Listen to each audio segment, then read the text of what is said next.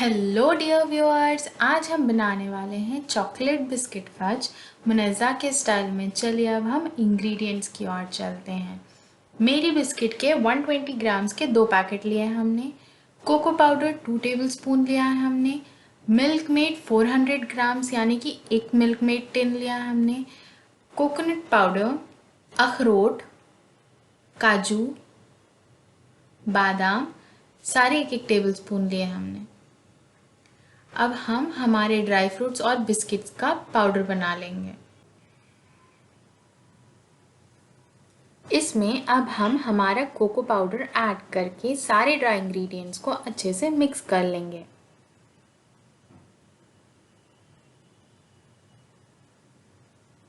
हमारे इंग्रेडिएंट्स अच्छे से मिक्स हो चुके हैं। इसमें मिल्क मेड ऐड करेंगे और उसे भी अच्छे से मिक्स कर लेंगे।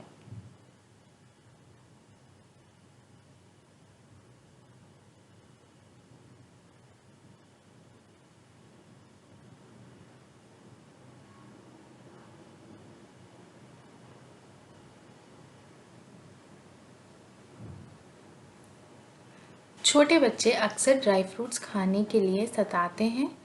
हम इन्हें पाउडर करके जब इसमें मिक्स कर देंगे तो उन्हें पता भी नहीं चलता और वो पसंद से खा भी लेते हैं।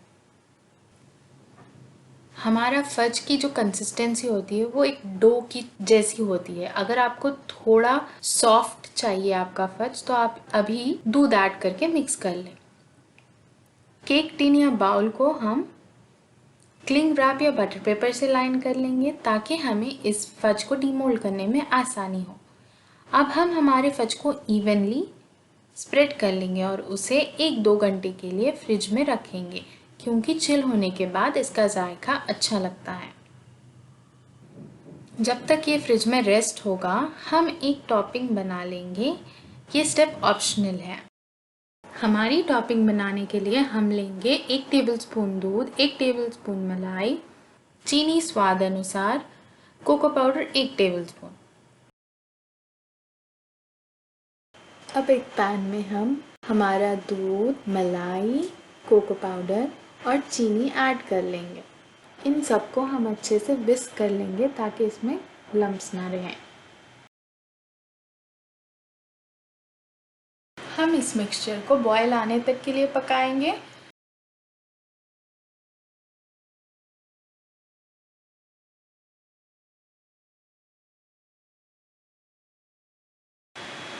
बॉयल आने के बाद इस मिक्सचर को लगातार 1 मिनट के लिए हम चलाएंगे।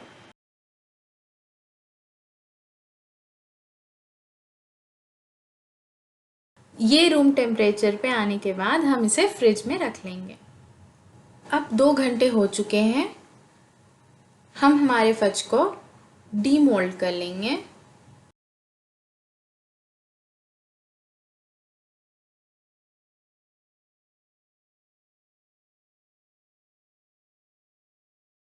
हमने जो टॉपिंग बनाई थी वो अब हम हमारे फज के ऊपर डाल लेंगे। अगर आप चाहो तो इसके बदले रेडीमेड चॉकलेट सॉस भी यूज कर सकते हो।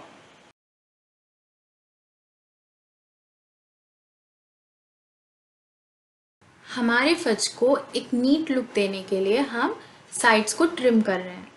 ये स्टेप बिल्कुल ऑप्शनल है।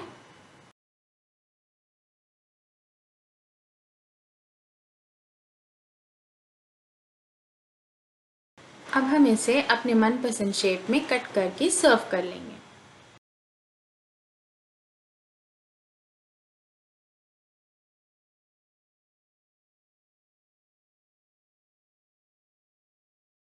अगर आपको मेरी ये वीडियो पसंद आई तो वीडियो को लाइक करें, शेयर करें और मेरे चैनल को सब्सक्राइब करें।